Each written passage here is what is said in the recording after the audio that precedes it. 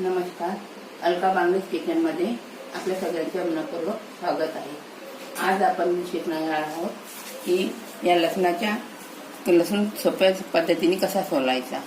तर त्यासाठी आधी अर्ध्या तासाच्या आधी या अशा पाण्यामध्ये याच्या पाकळ्या काढायच्या आणि टाकायच्या। अर्धा तास झाल्यानंतर ही लसणाची पाकळी आहे, पाणी थंड पाणी आहे ना, थंड पाणी म्हणजे फ्रीजचं नाही, आपलं माठा याच्यातलं सर्विसलं वगैरे साधं पाणी।